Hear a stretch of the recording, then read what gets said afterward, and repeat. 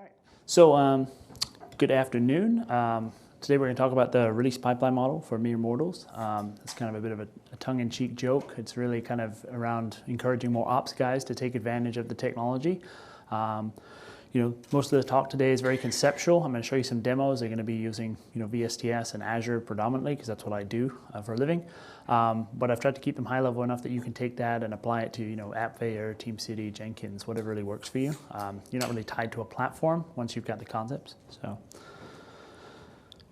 So my name is Ryan Coates. I'm the practice director at PCM for Azure and Cloud Platform. So I own all the delivery engineers and the pre-sales engineers around the Microsoft Azure and server stack. So I have a team of about 10 people, which apparently is not enough. I've been an infrastructure guy most of my life. I got my first MCSE when I was 14. I'm not sure how.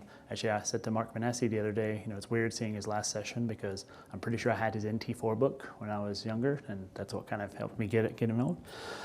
I'm also a foreigner. I'm from the UK. I've lived here 10 years, and my accent is very odd because it comes and goes. So if something doesn't sound right, just yell at me, throw something at me, whatever.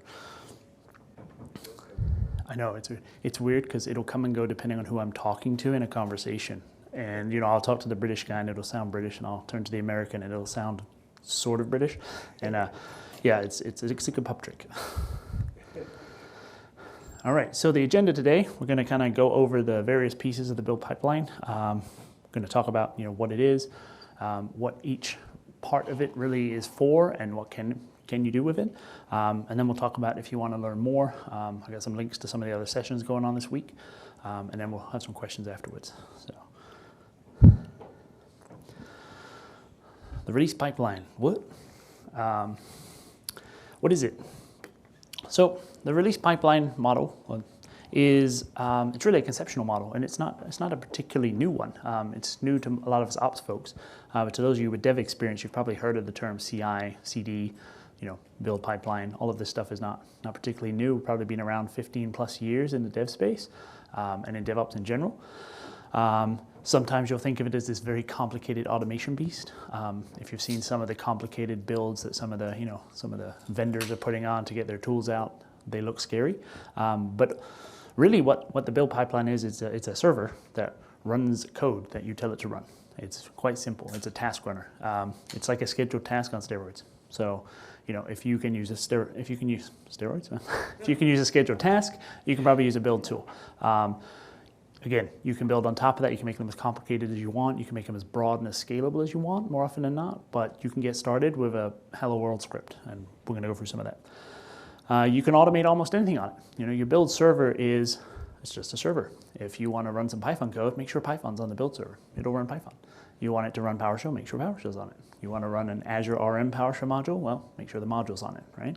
That's really all it is. You want to build on top of that. You want to build custom code for your internal business apps. As long as if the server can run it, you can automate it.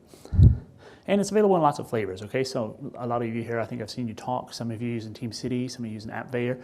There's a lot of platforms out there. Your mileage may vary. I'm going to show you VSTS from a high level, but I really want you to just take away the concepts and use whatever works for you. Some of these platforms are free. Some of them have limitations. Some of them have enterprise versions and, that kind of thing. So really, like I said, it's really the release pipeline model is the conceptual model behind CI/CD. So those of you familiar with these terms, you've probably heard them a lot in the app world. Continuous integration and continuous delivery. Continuous integration is really the act of when I commit code changes, I want something to occur from that, whether that be I need to rebuild binaries, I need to generate artifacts from this. And continuous delivery takes it a step further, takes those binaries and does something with them. So if I was updating a website, continuous integration would say, cool, let's package my website, let's have that zip file ready to go, that web deploy package ready to go. Continuous deployment would probably put it somewhere. Now that doesn't necessarily mean it has to be in production. You can still be doing CD without updating your production website every day. And I'm not gonna go into the realms of feature flags and stuff like that today, but as long as you have a deployable piece of code, you're considered continuous deployment, right? If you've got something that's tested and ready to go and that you can throw at something when it matters. And that's really important for us as ops guys because we're sitting there and we're making changes to infrastructure. And today that's very, I won't say point and clicky because all of you probably hate the mouse, but it is very much instantiate it on a case-by-case basis. I have to go and change a router config. I have to go change a virtual machine config. I may be doing it in PowerShell, I may be doing it in code, but I'm probably doing it by hand more often than not. And that's a challenge for us because when we, I think they say like what, 90+% of issues are human introduced. So, it's me clicking the wrong thing, it's me putting the wrong path in an output, it's me running the wrong script when I should have not done a delete, right? It's me causing those problems. And as we move into this kind of cadence of change that the cloud offers us, those changes are more rapid. Those problems are bigger. They affect larger footprints. You all remember things like, when Amazon S3 goes down, the internet stops. And to most of your users and consumers, that's the internet's down. No, it's just S3. It just, half the internet sits on it. It's not, the internet's still there, right? I remember back in the day, you guys probably been around long enough, used to go into a data center and there'd be this pull-out tray, big old screen on it, and you tap away and connect to your servers. And that's how you made changes. You walked in the room, you did what you needed to do, you put the thing away. And eventually it became a fold-up one because you had an LCD, so that was nice. And then we started getting things like ISO 27001 and other such things that said, no, don't go in the data center. If you do, you've got to fill in all these forms. Don't go in there. And now we're at a point where letting people go into data centers or rooms where data is stored is probably one of the biggest risk factors to them. That is their data, and when you have physical access to it, that is the highest risk. So part of the build release pipeline kind of concept for ops people is around making the automation engine the engine of change. Right? We don't want to be the ones typing commands in, unverified, untested. Sure, sometimes, it's got to happen right now, go fix it. That's great until it happens again tomorrow and you're on vacation, right? What did you do? Well, I don't know, I didn't document it. I didn't do this, I didn't test it, I just ran it and solved the problem. And we're all guilty of that. We all kind of have bosses that kind of expect that of us, but it's not really the way as we move into the kind of DevOps world that things should get done. There's just a bit more visual representation. Again, this is a Microsoft image I stole. So everything starts with code. Code is critical to this concept. If you're still clicking next, the build release pipeline is probably not going to work for you unless you can find a way to hammer the keyboard and mouse automatically. Once we've got our items into source control, then we can start doing things with them. Now, I asked earlier, how many of you are using CI, CD, or configuration as code, infrastructure as code today, and not too many hands went up. I assume many of you are interested in it, though. Is that right? Is that fair? Okay. Well, it is mythical in a way. Especially, most orgs don't understand the upfront time investment required to do it. It's like, I can just go and click next and install something. Well, yeah, but then I can't do it again tomorrow when it blows up. I can spend a little longer. I can write my install scripts. I can write my DSC configurations. And now if something goes wrong, I can redeploy that server in minutes or seconds. Really just depends on what the infrastructure is, right? So the first part of the pipeline is code. And it's often the bit people forget about. They talk about the build release pipeline. They just assume it starts at build. But build can't do anything without code. Now, in the app world, that's fine. All the apps are code. In the infrastructure world, we don't have a lot of code. You guys have just made that clear. We don't have much yet. But this is where it starts. We got to have DSC scripts. We have chef cookbooks, and I'm not sure what they call them in Puppet, and I'm sure I'll get yelled at later for that. These things have to exist. If they don't, what can we build from? Any of you use Azure or AWS? Okay, so ARM templates, Cloud Foundry, Cloud Foundation, whatever they're called. Yeah, formation, right? These are all like JSON files, so these are code. You can put them in source control.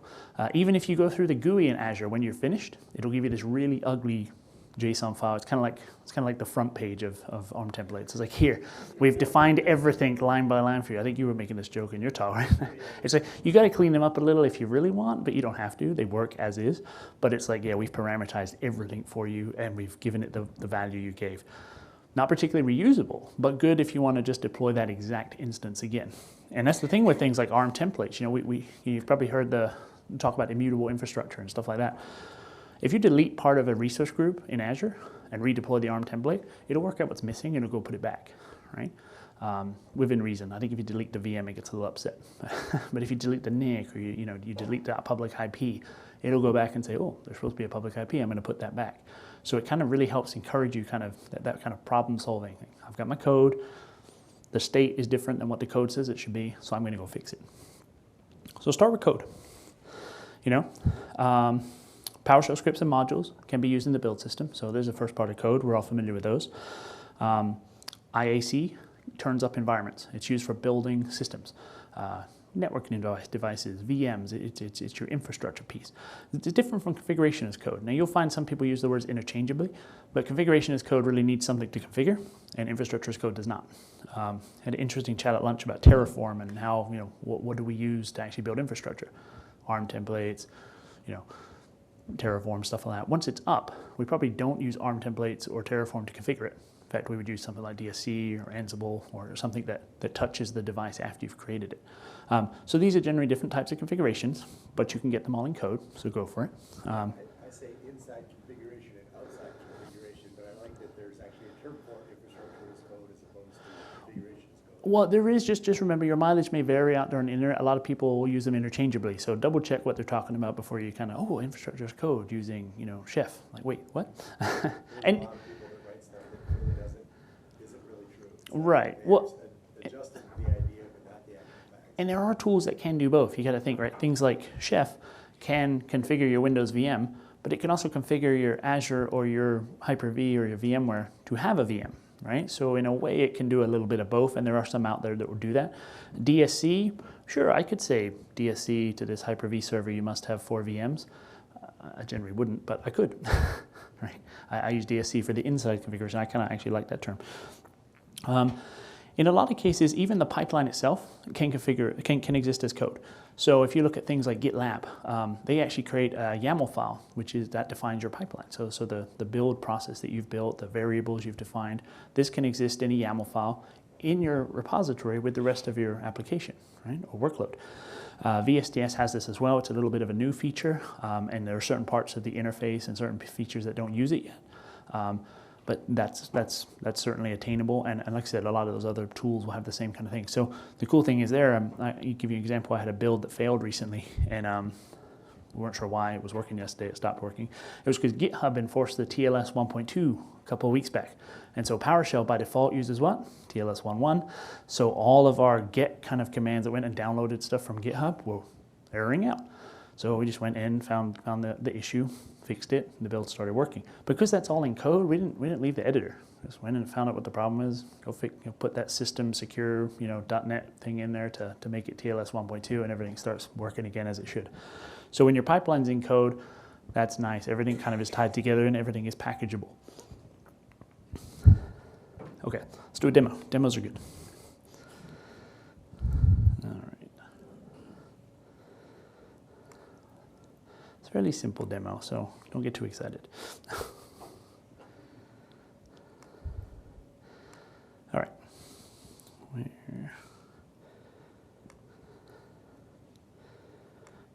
So, PowerShell. That's where it all starts, right? I got a PowerShell script. Any confusion as to what it does? No? Okay. That's right. Yeah, I've got some hidden alias in there. It does, in fact, kill puppies. All right, so I have, let's just go and create a new one. Give you guys a feel for it. So this is Visual Studio Team Services. This is actually the project home. And if you go and look at the code here, I'll just give you a quick walkthrough so you're not completely alien to what's going on.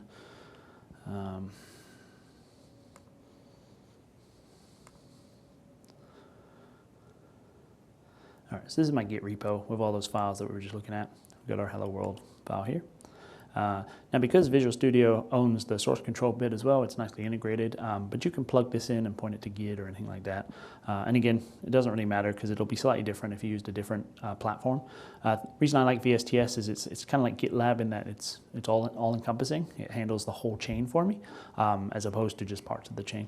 It also gives me unlimited private repos, and being I do a lot of this for work and I can't put it all out in the public, it's nice to not have to pay GitHub $7 a month anymore. So we're going to go over here to builds, and we're just going to build an empty build from scratch, which shouldn't be too hard because it's a Hello World script, right? All right, so as you can see, we got multiple sources here. We can pick a bunch of other sources if we want, but we're just going to pick this one. And we're going to start with an empty process. So when I first started getting into this, I always thought that dev and QA and production was the branch, and now I know basically you pass your artifact through that. And so what you're doing here is you're building an artifact. Right. Generally what happens, and this is one of the things that kind of confused me at the start of this journey. Build release pipeline, the wording and the verbiage that's used there is designed 20 years ago for devs. So when devs compile code, they generally build it. They have to build symbols, they have to build DLLs, they have to do all this stuff. And then they create releases, EXEs, MSIs, whatever. I had a hard time getting my head around it. I was like, well, wait, what part of my stack goes into build? And what part of my stack goes into release? And eventually it was kind of explained to me that I should stop worrying about it because the words in the tool are fairly irrelevant. These are just different automation points in a chain. And so depending on the example, you did a great, you did the info blocks. And so in order to do his testing, he had to throw up an entire environment so he can test against the real info blocks because it's really just I can't test infrastructure against a pretend infrastructure. It just doesn't work all the time. So if let's say I come up with I patch a gold image, in code somehow, and I'm like, okay, that gold image, I'm gonna throw up a VM in the build process. I'm not just creating an artifact. I'm gonna throw up a VM so that I can actually do the tests. The tests are gonna see if the VM is good, if everything works.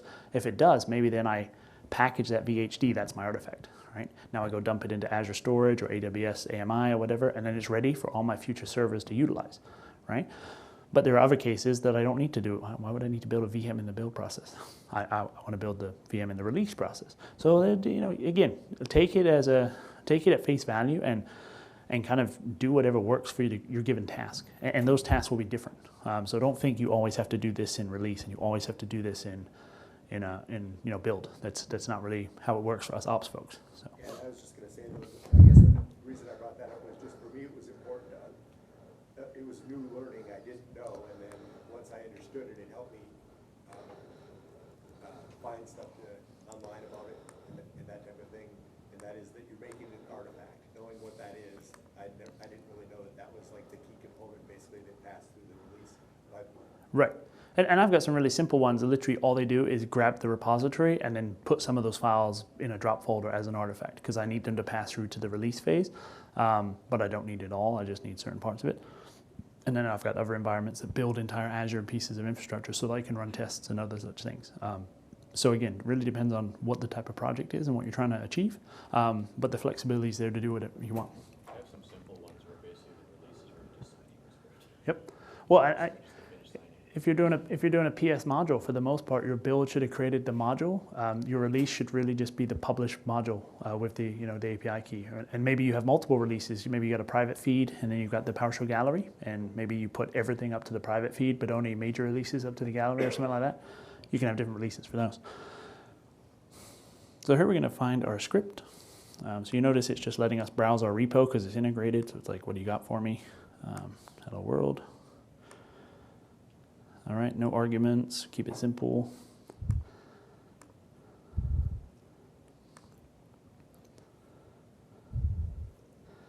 And off it goes running its thing. Can anyone see that browser all right? Is that good? Yes. Okay, this log might be a little small. I'll zoom in if we can.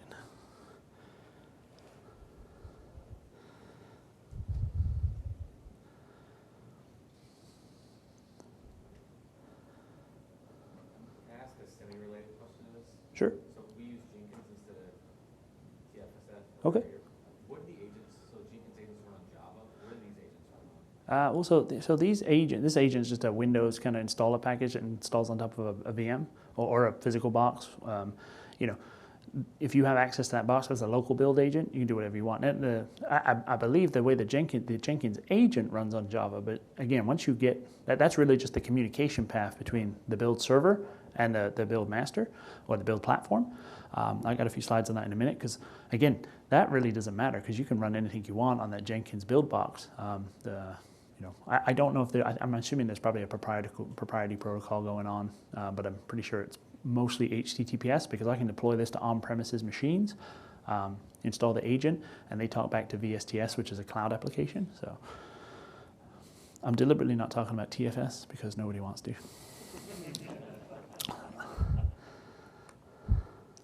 Hey, even Microsoft don't want you to. They want to talk about VSTS. It's all about recurring revenue, people. All right, so let's go through what's happened here. So as you can see, it was really simple to set up that build. I pointed it at a script, and that was about it. So what the build agent has done is like, okay, cool, I've got to go download your code so that I have all those files that you told me I can use. So it's gone and cloned the repo to the build agent. This is all kind of, what's the word, ephemeral or whatever. It's all temporary. Once the build finishes, all of that gets flushed, goes away. So that build server is in the same state it was before, ready to go for the next project. So it's cloned our repo, it's running our PowerShell script, and as you can see there, we got our hello world. Very complicated stuff, right? Everyone can manage that, right? No challenges here? All right, you're all into the release pipeline model, we're good, see ya. So that by itself is not particularly useful as an example, so let's go and amend this and make it a little more complicated. And this is really just to highlight what the build platforms themselves are capable of. So actually, I've got this one built already, so I'm just gonna go and run that. Most build servers have access to the internet, right? Yes, but they don't, well, so if you're using a cloud-based build tool like VSTS, it would technically need to have access at some point because that's its communication channel, but you don't have to do that. If you were running Jenkins on-premise and it could access a build server that had Power CLI on, Jenkins could trigger a bunch of VMware builds. Right? None of this is really tied to the Microsoft platform or anything that I'm demoing. If you had restricted environments that couldn't talk to the internet, you would just need to have an on-premise build platform, right? Yeah, I am using VSTS, and I'm just saying that because so really anything you could pull down from the internet, you could put on your build server and then use it for the rest of your build. Absolutely. Yep. So let me find the one. I'm just going to go and trigger this build here. What marked that build there is as succeeded? I ask this because in Jenkins, as a different system, if you don't pass an exit code like 1 or whatever at the end, it just assumes the build is successful. Right. Does this rely on exit codes as well? Well, right. So you notice we were using like a task that was already created in VSTS, so we had a PowerShell task. Generally, the build agent's pretty intelligent. If it starts getting errors thrown back at it and it has to skip the next part of the build, it's going to show up as a fail. And I can show you a failed one here just to give you a quick walkthrough. So this had a hard, I think I canceled this because it was taking too long. But this was trying to, oh no, it gave me an error. So this is trying to run an ARM template, right? And it errored out on something, I couldn't even tell you what it was. But it errored out, and that basically triggers a fail, right? If you start getting PowerShell error messages in your PowerShell scripts, the build's gonna fail. If you were running something a little more proprietary, a little more native code, you would obviously need to find a way to trigger to the system, hey, this did not work. So again, it would probably be looking for things like exit codes and stuff like that. Most of the tasks that are built into the platform they're fairly easy and working out of the box.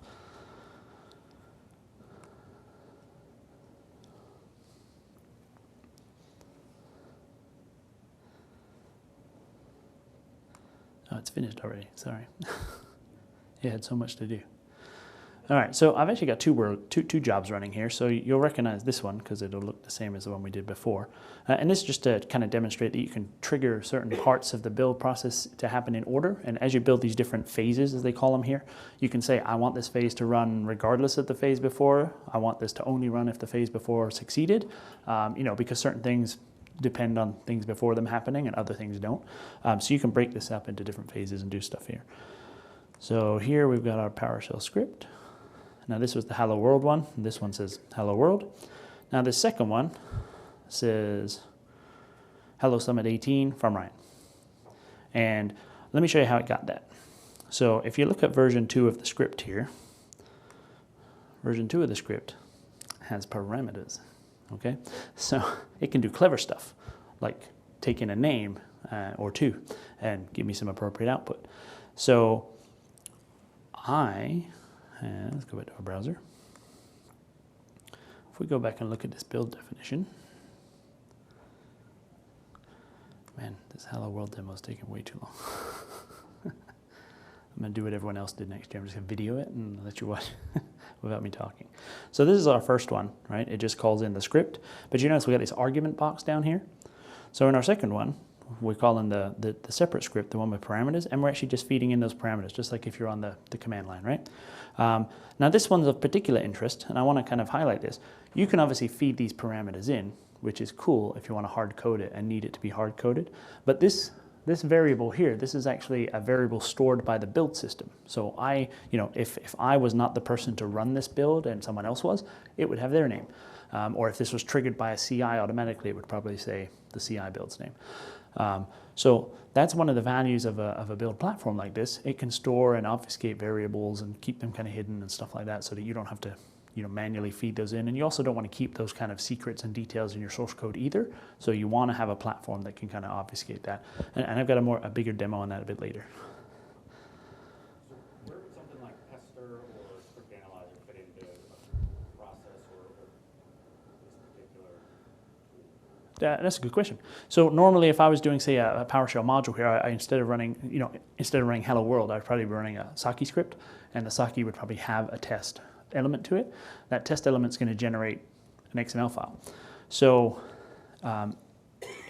depending on how you wrote the Saki script, right, that could be considered a failure anyway, even if it failed the test. But what's normally going to happen is you're going to want to see that XML file imported into Visual Studio, into VSTS or your build platform. VSTS lets you just plug that in. It has a publish test results option, and you would just set it to end unit, point it at the Pester XML output, and it would actually display what failed, what didn't, what the percentage of pass was. If you had code coverage kind of stuff, it would show that. Whether that happens at release or build is up to you. Most people would probably be doing Script Analyzer stuff at build. I assume most of you kind of playing around with modules and stuff already, right? Yeah, so if you're building a module, you're packaging it up, you're running through the process, you're going to want to run those tests at your build process, because your build's going to fail if your tests fail. You don't want to create a module and put it somewhere if your test failed. So that would be as simple as I go here, and I would just go and find the test results. And I can publish test results there. I think there's actually a Pester module built in as well, maybe. Yeah, I can run some Pester stuff here, but most people will have that already tied in Saki anyway. That way it's all in code as opposed to in two different places, because if you put it in your Saki script, you can make amends to that before you update the repository. I'm trying to compare this to App Fair. Okay, Right? cool. I'm understanding those differences. Yeah.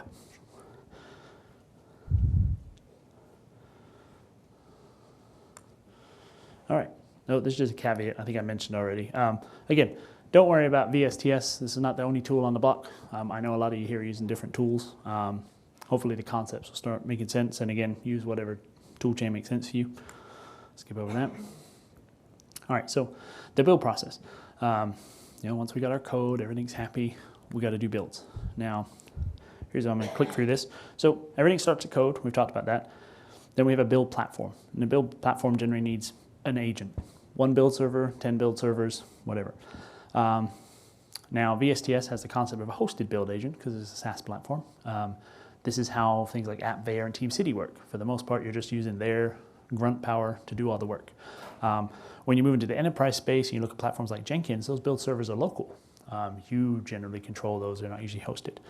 And then we have this concept of capabilities. Now, these potentially are called different things in different worlds. They're called capabilities in VSTS, and that's what I know. So what a capability is let's say I have a build agent that has Node and Python on, and then I have a build agent that doesn't have Node and Python on.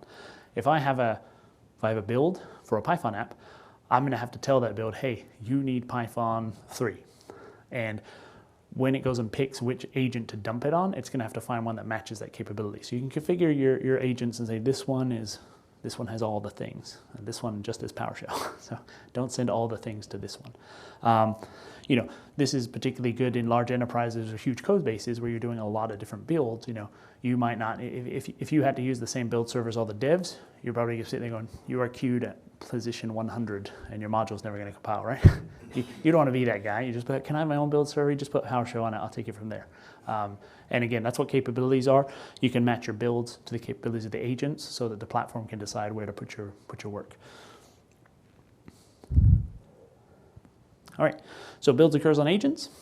Build agents are just a server. In fact, I think I said that on the last slide. Yeah, servers. All right, that's all a build agent is. It's a server. In fact, it can be a desktop. It doesn't have to be a server.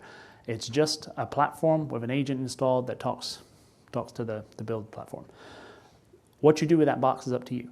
Like I mentioned earlier, you want to put PowerShell core on it, put PowerShell core on it. You want to put PowerShell 5.1 on it, it's probably already got it. You want to install VSTS and get all access to the MS build tools and those kind of things, great. That is your build, that is your agent, you do what you want with it. If you want to keep it lean and slim and make it like a Ubuntu box somewhere, it's only going to be able to do things that lean, slim Ubuntu box can do, right? So don't expect any Windows desktop things to be callable from that agent, right? Capabilities can vary between agent, we talked about that. So you can, basically your build platform can decide where to put things. Again, most people kind of have one build agent, okay, especially in our world, the ops world, we don't generally have builds that take hours and hours and hours at a time.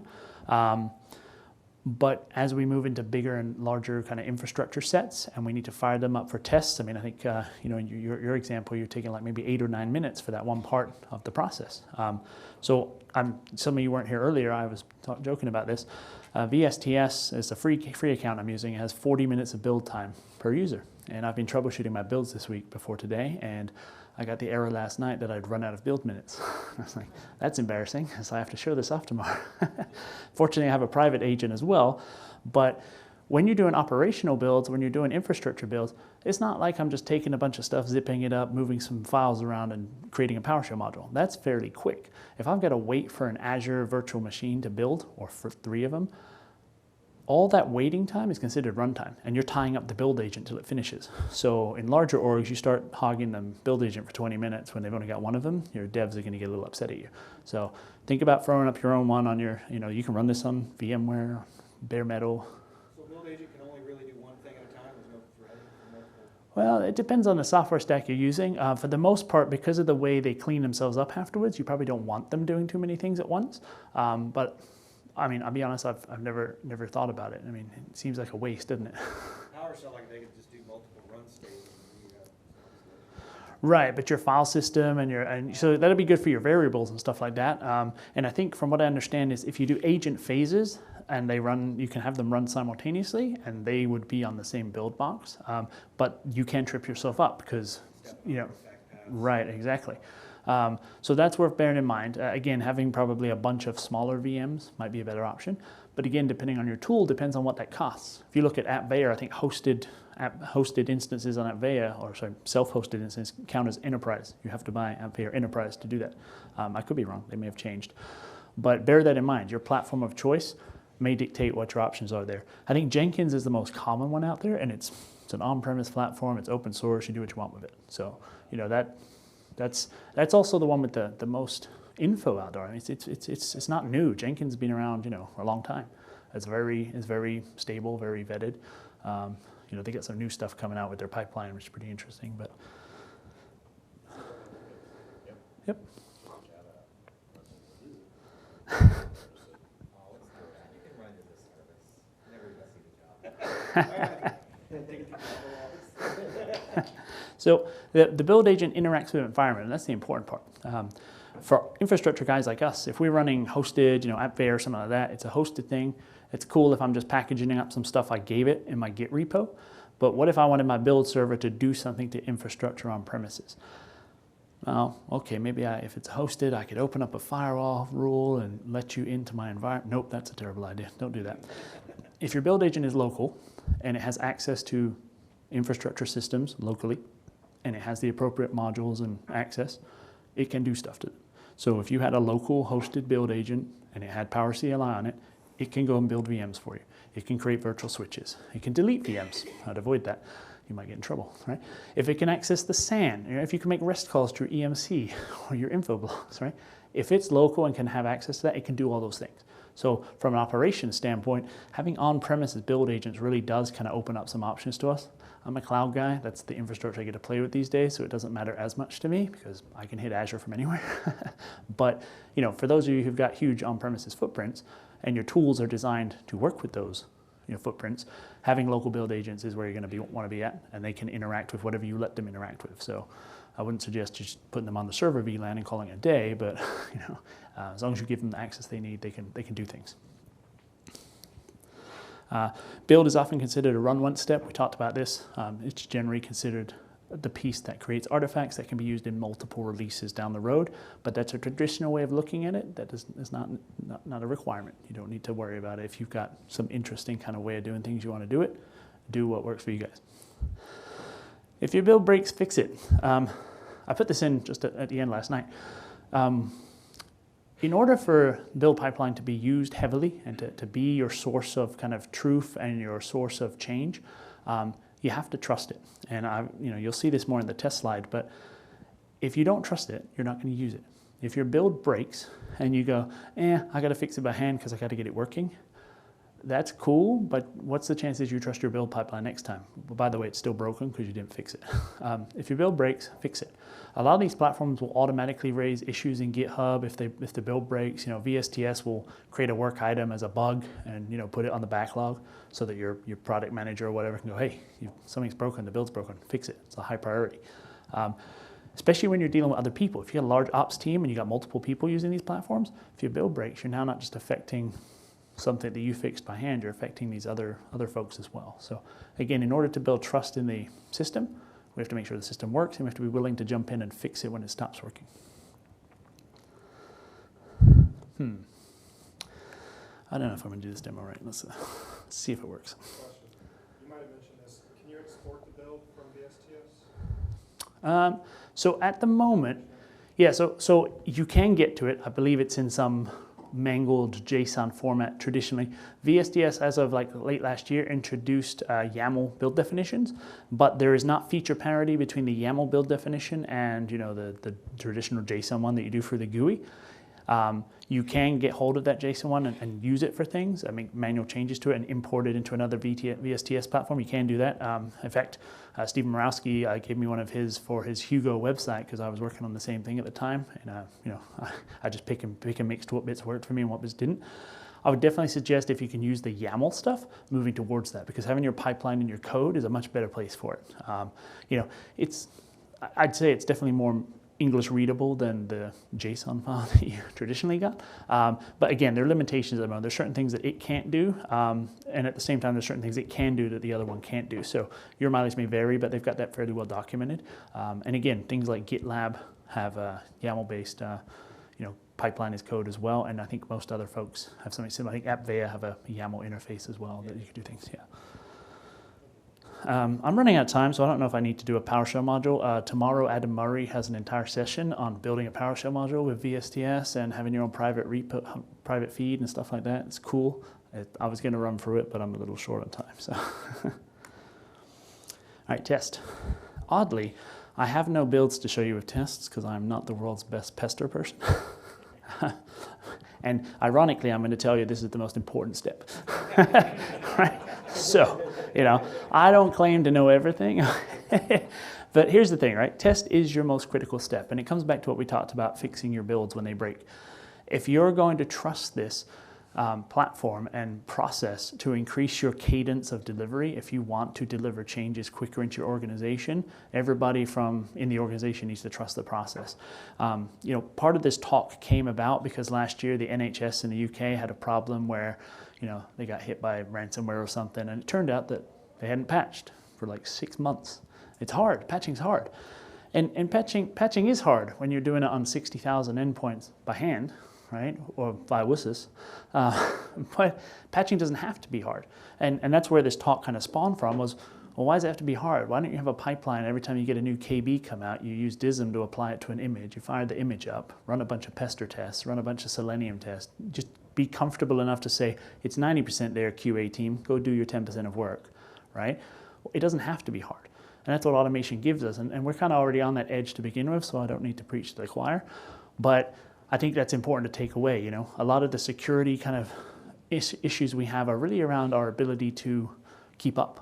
When ransomware hits, when 0 days hit, and a lot of them aren't 0 days for some people know, right? But our ability to adapt and respond to them needs to be shortened. We can't wait 6 months to patch a box when the problems like this occur. And I'm sure you've all kind of been through the sessions, the security talks, and all that kind of stuff. We all know the fear mongering. The test is important. It's also probably the most useful to us as ops people. And we're not really testing if the logic in the PowerShell module works. we can do things like inspec and pester infrastructure tests to say, hey, I got this definition for a new environment. It's supposed to do this. I'm supposed to be able to hit it on port 443. It's supposed to have a certificate that doesn't throw an error. Is all that true? Yes, yes, yes, yes. No, fail. Yes, yes, yes, yes. Oh, cool. Okay, I'm ready to roll that out. It works. So pester infrastructure testing is kind of a interesting play. It's also a very long-winded kind of testing compared to like when you're doing a unit test on a piece of code, seconds. When you're doing ping tests to remote servers and connection tests, slower, slower, slower, slower. And again, this comes down to having a pool of build servers because that test could tie you up for an hour. But what would it take you to do those tests manually? Probably more than an hour. Probably, you wouldn't do them because it takes too long. And then you find yourself in the same boat. So the testing step is critical. There's lots of tools out there we can use for testing. Basically anything that will either pass the build or fail the build could be considered a test. You don't have to get the pretty little results out in an XML file, right? You could write your own PowerShell wrappers that throw errors and stuff like that if you wanted.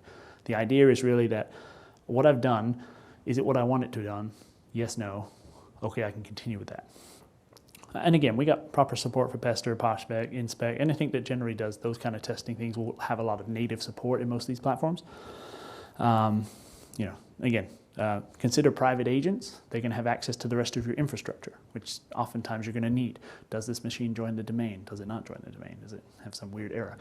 If it joins the domain, cool, but when you delete it, make sure you go and remove the computer account that you just created, right?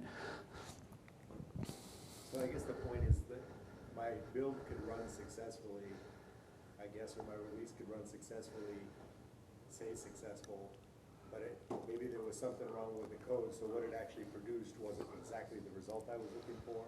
And so in addition to just saying success, I need something that actually reaches out and looks to see if everything turned out the way I thought it was going to. Right. I mean, from an infrastructure perspective, go back to the example. Let's say I'm throwing up a web farm. And so I know that a web farm has to have more than one web server. They have to have identical configurations. They have to be load balanced. They have to have certificates on them. That's cool. But if I deployed the wrong ARM template and it deployed a SQL cluster, the build would pass. Cool, you're good. Thanks. Everything worked. But you'd sit there and go, why can't I connect to IIS? But somehow I can connect to SQL. That's weird, right? Your infrastructure tests are there for you to verify that what you've done is what you wanted to have done, right?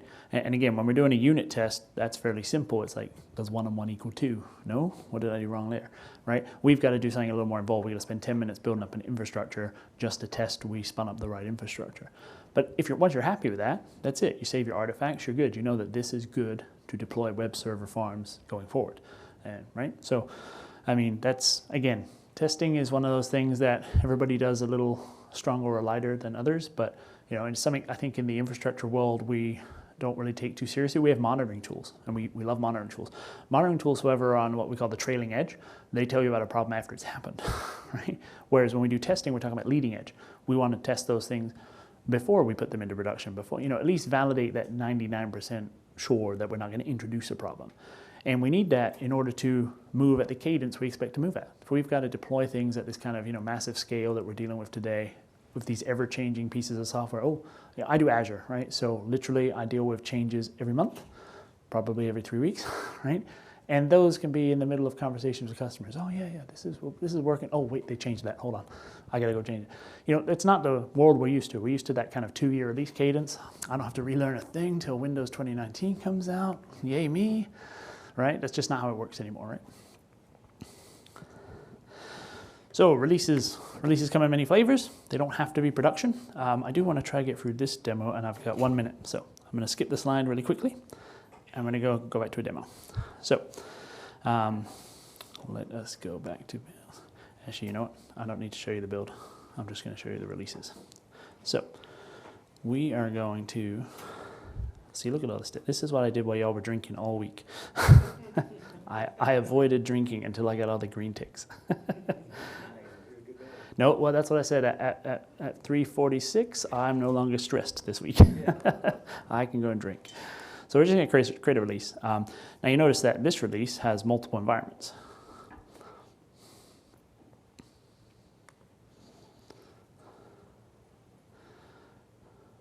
All right, so let's drill into release 31 here. So I'm like really zoomed in now from our last demo. So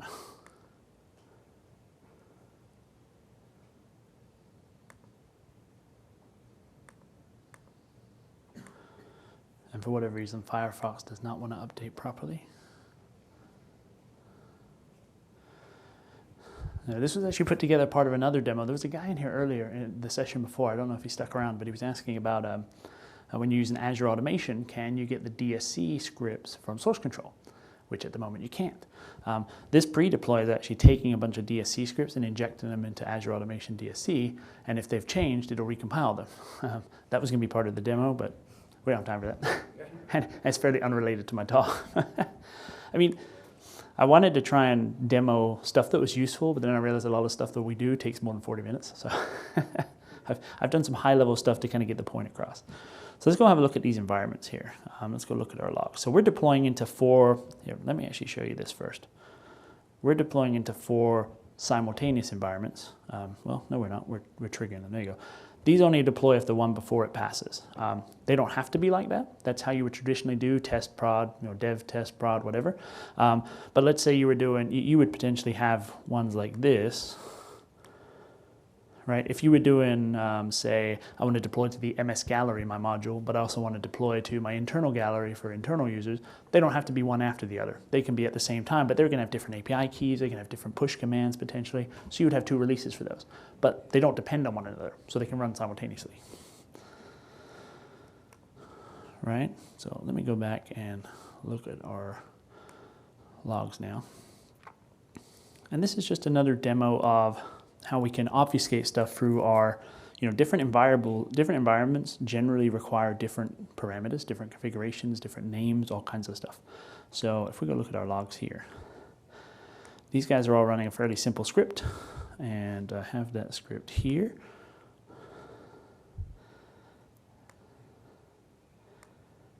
Right, this is the script it's running. Okay, it's asking for a release environment and it's asking for an admin username, and then it's returning those on the prompt. That's literally all it's doing. I love these demos; they're really easy. Okay, unlike this timer, which is over. All right, so here we go through our pre-deploy. We don't need to do that because that's not running. This is our dev environment. Let's look at our dev environment. Here you go. Environment says dev, and the admin name is devadmin. That all makes sense? Can you see it all? Okay, so then we got our test environment, and it's running the exact same script, but it's being fed in different parameters because it's got different values. So this is the test environment, and the admin account name is testadmin. So this is really good when you're building infrastructure. Like, well, these local admin accounts do not need to have the production local admin account stuff on them ever, because I don't really need that to be getting given out to the help desk guys and all the other people playing with the dev environment.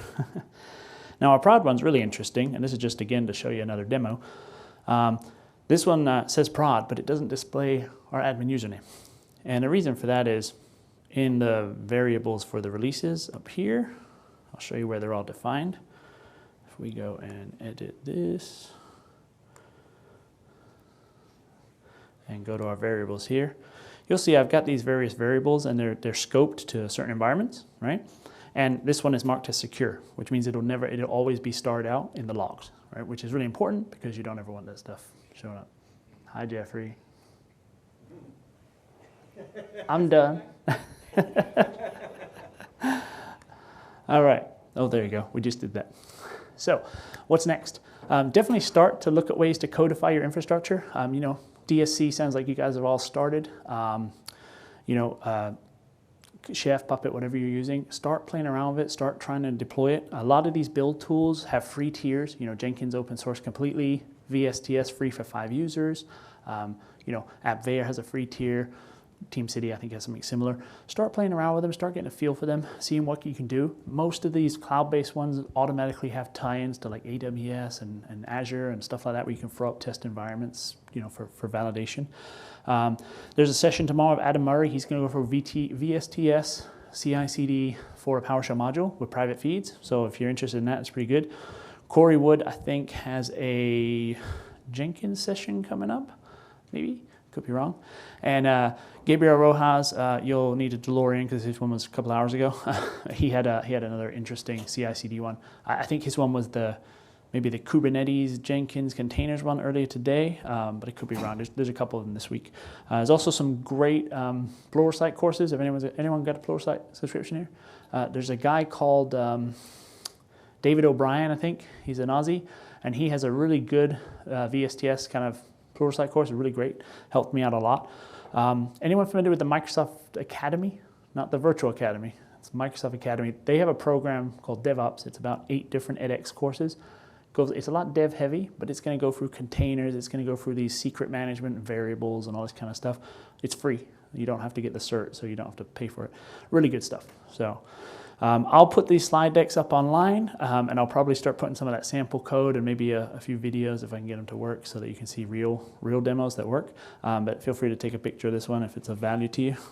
Thanks very much. I appreciate it. Hope I didn't ramble too much. And enjoy the rest of the conference.